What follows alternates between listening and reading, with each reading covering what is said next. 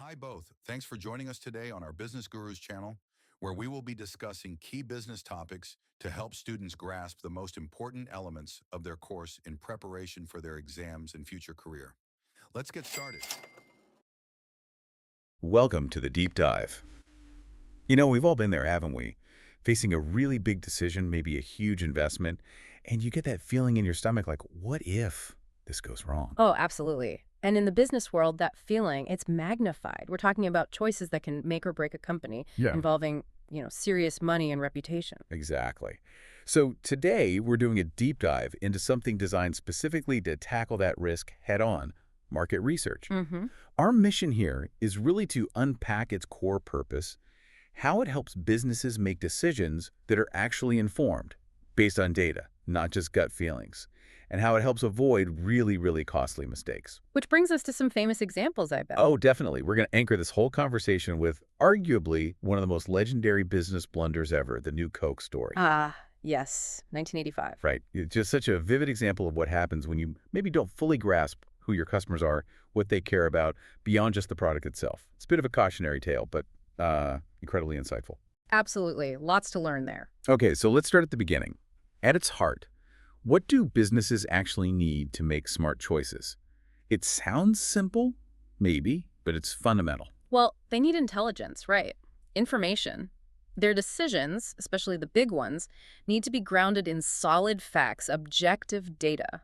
It's not just like a nice to have. It's Mhm. pretty much essential for any major move, wouldn't you say? Product launches, pricing. Totally essential. Because think about it, we talk about experience or intuition, and those matter. But when you're pouring significant capital into something new, Hmm. a new product, a whole new market, maybe even a rebrand. Yeah, the stakes are just too high. Exactly. Millions, maybe billions on the line. You can't just wing it. Without good data, good research, you're flying blind. Market research is really about systematically cutting down that uncertainty. Reducing the risk of, well, financial disaster. Precisely. It impacts whether a company sticks around, how competitive it is. It's not just finding opportunities, it's just as much about dodging those bullets. So it's more than just sending out a quick survey then. When we talk about building this intelligence picture, what does that really involve? Oh yeah, much more. It's a whole systematic process. You start by figuring out the problem or maybe the opportunity you're looking at.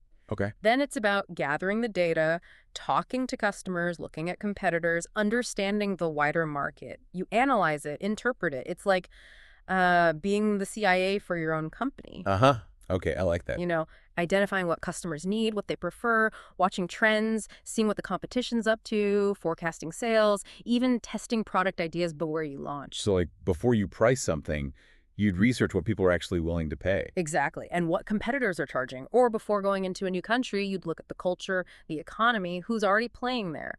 It gives you that full picture, that 360 view. It helps businesses plan ahead, not just react. Which leads us beautifully into our big case study today. Let's jump in the time machine back to 1985. Coca-Cola. I mean, a global giant, an icon. Unquestionable. And they decide to introduce new Coke. Now, their thinking, their intention wasn't crazy on the surface. Pepsi was gaining on them. Yep. Pepsi was running those blind taste tests, the Pepsi Challenge, and often winning.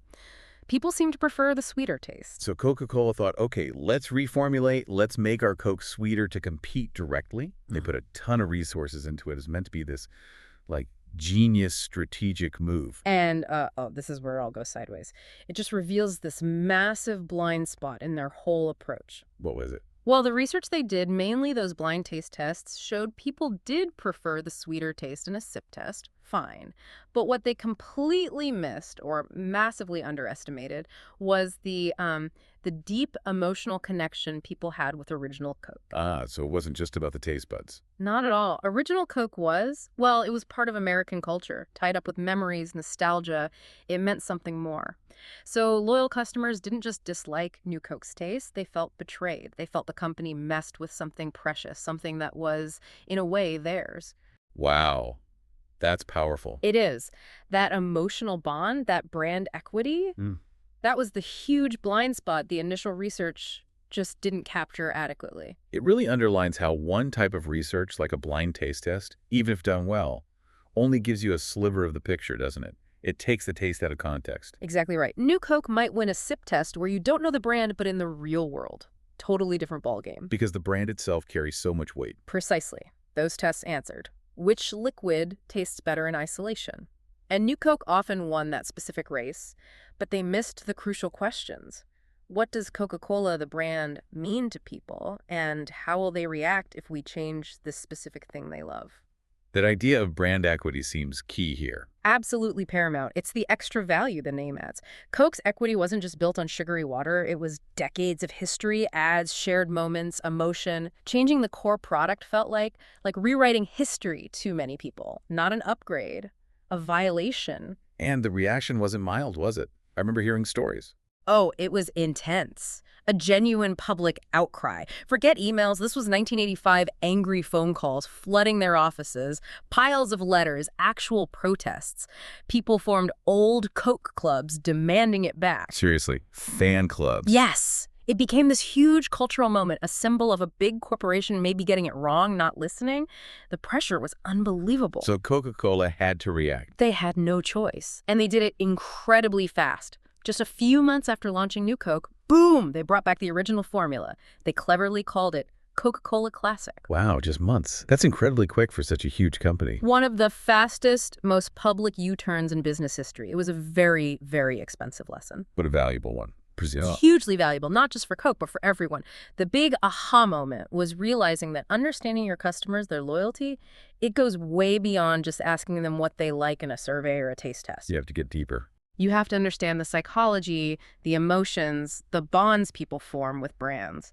And you absolutely must understand that before you make drastic changes, especially to something so iconic, so woven into people's lives, some brands are just more than products. Okay, so if the blind taste tests weren't enough, what kind of research could have helped them? What was missing from their toolkit back then? Or maybe what didn't they use effectively? Great question. This really gets to the heart of it. What was largely missing, or maybe underutilized, was solid qualitative research and a deeper look into brand equity. Okay, qualitative versus quantitative. Quantitative is the numbers, right?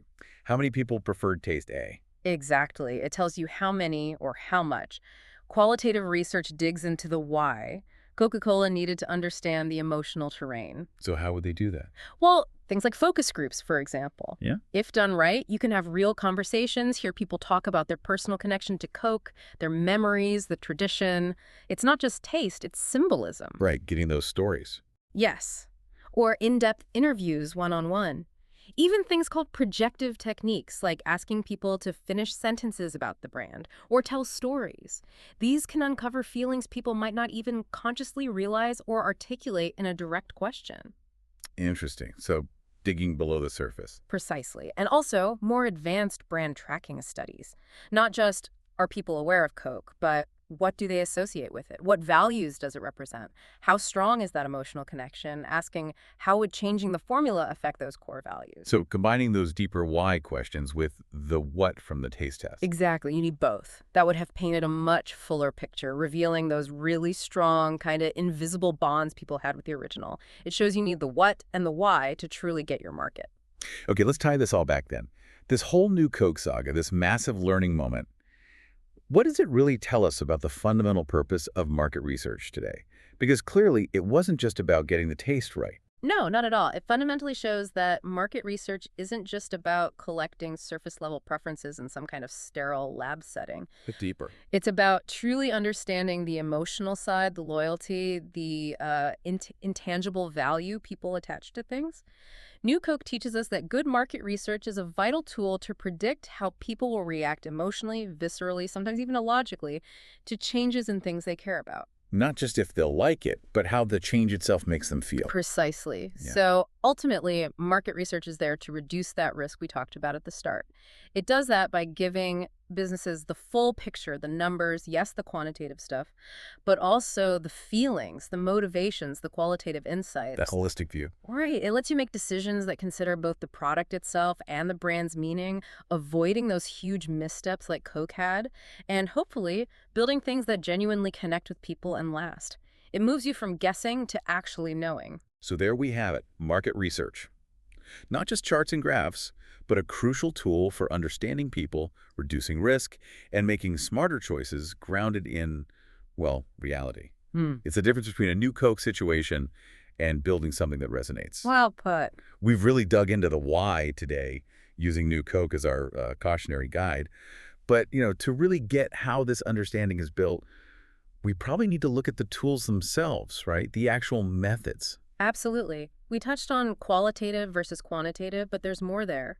Understanding the difference between, say, primary research going out and getting new data yourself versus secondary research using existing data. Right, like using census data or industry reports. Exactly. And exploring those data types, quantitative and qualitative, in more detail, those are really the nuts and bolts, the gears that turn raw info into useful intelligence. They're how you uncover those deep connections we saw were so important in the Coke story. Okay, so that sounds like fertile ground for another deep dive another time, perhaps. Definitely.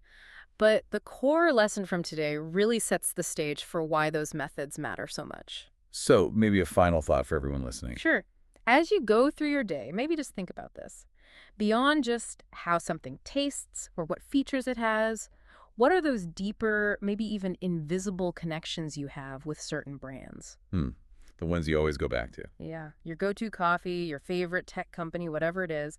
And then ask yourself, what would it actually take for that company to break your loyalty, to really mess up that connection you feel? That's a really interesting question. It makes you think about those bonds we don't always consciously acknowledge. Exactly. Those are the unseen bonds that good market research is always trying to understand and ideally protect. Thanks to both of you for joining us today. You've been listening to the Business Gurus. Let's now hand it over to you.